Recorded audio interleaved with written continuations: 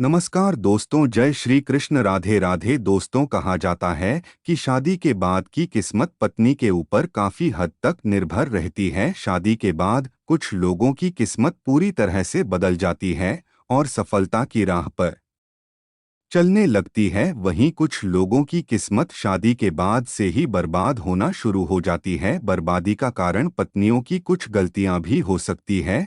भविष्य पुराण में पति पत्नियों के कुछ नियमों का जिक्र किया गया है, जिसमें पत्नी की कुछ गलतियों के बारे में बताया गया है। अगर पत्नी शादी के बाद कुछ गलती करती है तो उसका सीधा असर उसके पति पर और उसकी किस्मत पर पड़ता है। अगर आप पति के साथ भोजन करती है तो ये वीडियो जरूर देखिएगा। तो दोस्तों, चलते हैं और सुनते हैं जी से कि वो क्या कहते हैं इसके बारे में। नमस्कार दोस्तों, स्वागत है आप सभी का एक बार फिर से। दोस्तों, सच्ची श्रद्धा से कमेंट में जरूर लिखें हर हर महादेव। राधे राधे दोस्तों, आपने यह कहावत सुनी होगी कि हर सफल इंसान के पीछे एक औरत का हाथ होता है। यह कहावत यूं ही नहीं कही गई है। दरअसल हिंदू पुराण में भी पति की सफलता के पीछे पत्नी को ही अहम कारण माना गया है।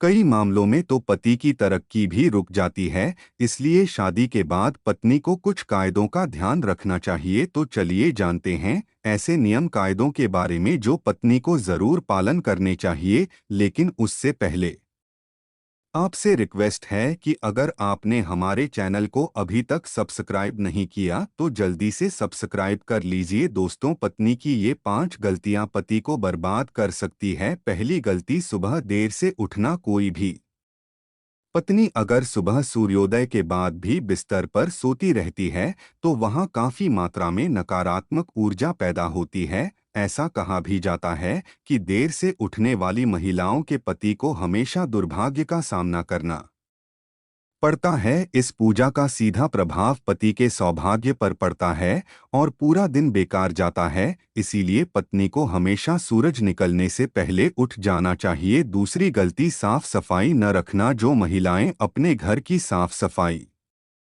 नहीं करती तथा जिनके कमरे से बदबू आती है, वहां दरिद्रता को आने में देर नहीं लगती। यथार्थ पति की कमाई पर भी असर होने लगता माना जाता है। जो महिला गंदगी रखती है उसके पति का खर्च ज्यादा होता है। इसलिए पत्नी को घर और कमरे की हमेशा साफ सफाई करनी ही चाहिए। तीसरी गलती, पत्नी का रोल नहीं नहाना। जो भी पत्नी या महिला रोज नहीं न आती हैं, यहाँ अपने आप को साफ नहीं रखती हैं, वो महिला नेगेटिव एनर्जी हुई रहती है और इसके इर्द गिर्द नेगेटिव और ऊर्जाओं का भी आभास होता है। दोस्तों, ऐसे में पति आलसी हो जाता है और उसे काम में या किसी भी चीज में मन ही नहीं लगता। चौथी गलती, पत्नी का लड़ना और कटु वचन बोलना। अगर महिला अपने पति से हर बात पर लड़ती है या झगड़ती है तो पति का माइंड डाइवर्ट हो जाता है, जिसका असर उसके काम और व्यवहार पर भी देखता है। 5 गलती, खाने में भेदभाव करना। जो कोई भी महिला अपने पति को खुशी मन से या तहे दिल से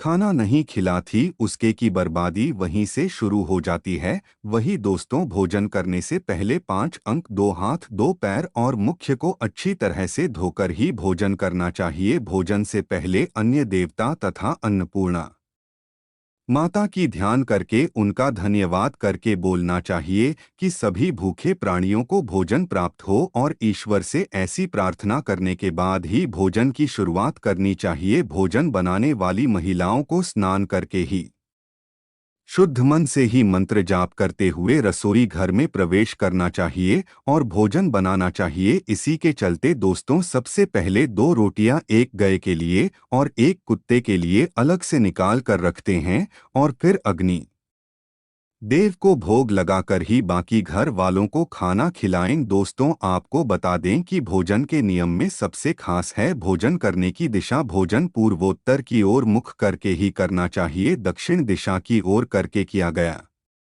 भोजन भूत प्रेतों को प्राप्त होता है। ऐसा करने से घर में प्रेत आत्माएं आकर्षित होती है और वहीं पश्चिम दिशा की ओर किया गया भोजन रोगों की वृद्धि करता है। दोस्तों, बिस्तर पर बैठकर अपने हाथों पर रखकर या टूटे फूटे बर्तनों में भोजन कभी नहीं करना चाहिए। ऐसा करने वाला व्यक्ति नाक की ओर बढ़ता है। दोस्तों, आपको बता दें कि ऐसे मनुष्य के हाथों द्वारा भोजन कभी नहीं करना चाहिए। कंजूस के द्वारा, वैश्य के हाथ का, शराब बेचने वाले का दिया हुआ भोजन और व्यास का धंधा करने वाले व्यक्ति का भोजन करते ही नहीं करना चाहिए। इससे शक्ति को नरक की यातना भुगतनी पड़ती है। भीष्म पितामह कहते हैं कि भोजन के दौरान थाली में अगर बाल या कंकड़ आ जाएं तो उसे वहीं पर छोड़ देना चाहिए। बाहर लाने के बाद भी खाया जाने वाला भोजन दरिद्रता का सामना करने पर मजबूर कर देता है। थाली को अगर कोई व्यक्ति लाउंज जाए या ठोकर लग जाए तो ऐसा भोजन दूषित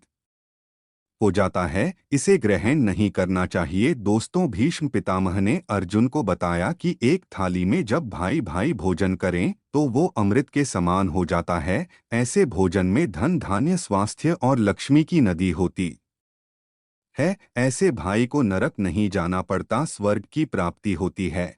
और वही भीष्म पितामह के अनुसार पति पत्नी को एक थाली में भोजन करने को निषेध माना गया है। भीष्म पितामह के अनुसार एक ही थाली में पति पत्नी भोजन अगर करते हैं तो ऐसी थाली को मादक पदार्थों से भरी हुई थाली माना गया है। पत्नी को पति के भोजन करने के उपरांत ही भोजन करना चाहिए, जिससे घर में सुख समृद्धि बढ़ती है और 7 जन्मों तक का साथ मिल जाता है। वहीं पतियों के लिए भी जरूरी है कि वह घर की लक्ष्मी यानी अपने घर की औरतों का सम्मान करें, उन्हें हमेशा खुश रखें। जो व्यक्ति घर की औरतों का सम्मान नहीं करता, उनके साथ मारपीट करता है, तो ऐसी गलतियों के कारण दुर्भाग्य हमेशा आपकी पत्नी या फिर पति के पीछे ही रहेगा, जिसके कारण दोस्तों भाग्य कभी भी आपके हित में नहीं रहेगा। दोस्तों, दुर्भाग्य से बचने का उपाय भी है, लेकिन इसका मतलब यह नहीं है कि कम न करें और उपाय के सहारे ही अपने आप को तरक्की की राह पर ले जाते रहे। दोस्तों, आपको यह बात बता दूं कि अच्छे कर्म का फल हमेशा अच्छा ही होता है।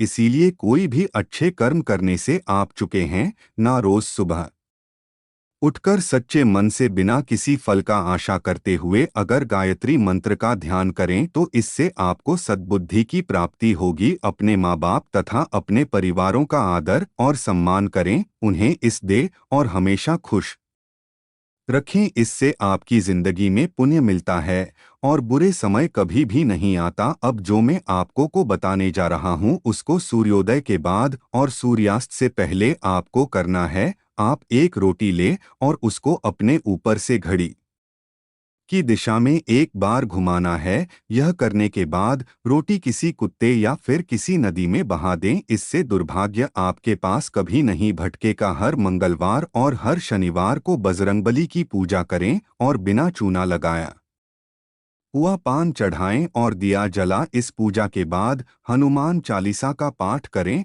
वैवाहिक जीवन को सुखी बनाने के लिए पति पत्नी गौरी शंकर रुद्राक्ष धारण करें। दोस्तों, रोज सुबह उठकर तैयार होकर गणेश जी की आराधना करें। इससे आपके जीवन में जितनी भी मुसीबतें हैं बोतल जाएंगी। सायंकाल के समय घर के सभी सदस्यों को मिलकर आरती भजन करना चाहिए। भारतीय परंपराओं में ये शामिल हैं। इसके पीछे ना धर्म है, बल्कि इससे घर में सकारात्मक ऊर्जा का संचार हो आता है। देवी लक्ष्मी का घर में आगमन बना रहता है और सुख समृद्धि आती है। संध्या के समय रोने उदास बैठने से नकारात्मक भाव का संचार होता है। ऐसा न करें दोस्तों। ऐसा न सिर्फ हिंदू धर्म में लिखा हुआ है, बल्कि अन्य धर्मों में भी कहा गया है। इसी के साथ ही दोस्तों, आमतौर पर बहुत सी महिलाएं से बहुत सी गलतियां होती हैं। इस बात का जरूर ध्यान रखें कि जब भी घर में पति खाना खाने के लिए बैठे तब आपको सुंदर और सुशील और अच्छे व्यवहारों के साथ आपको पति को खाना खिलाना चाहिए। लेकिन अक्सर महिलाएं क्या गलती करती हैं कि जब भी पति खाना खाने बैठते हैं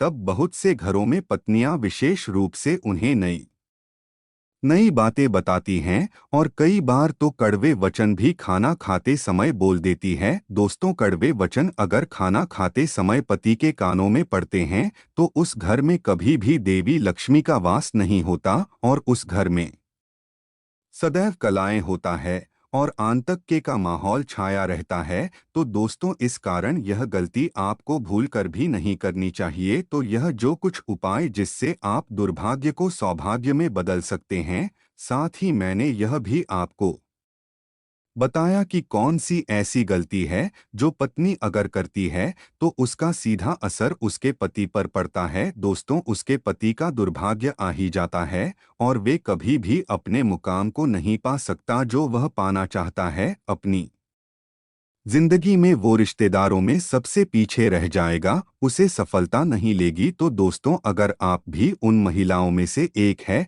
जो चाहती है कि उनके पति तरक्की करें, उनके घर में सकारात्मकता का संचार हो, धन का आगमन हो, उनके पति को हर वो मुकाम हासिल हो जो वो पाना चाहते हैं, तो आप इन गलतियों को करने से बचें। कभी भी एक ही थामे पति पत्नी भोजन न करें। इससे आपको पता ही है कि आपके घर में नकारात्मक ऊर्जा का संचार होगा, घर में दरिद्रता आएगी। इसी के साथ ही अगर आप यह चाहते हैं कि ऐसा न हो तो ऐसी गलतियां भूल कर भी न करें। तो दोस्तों, आज की वीडियो में बस इतना ही ज्ञान। अगर वीडियो आपको थोड़ी सी भी ज्ञानवर्धक लगी तो वीडियो को लाइक कीजिए, शेयर कीजिए, साथ ही हमारे चैनल को सब्सक्राइब कीजिए ताकि वीडियो की अपडेट आपको मिलती रहे। साथ ही कमेंट सेक्शन में जय माता दी लिखना ना भूलें। आपका बहुत बहुत धन्यवाद।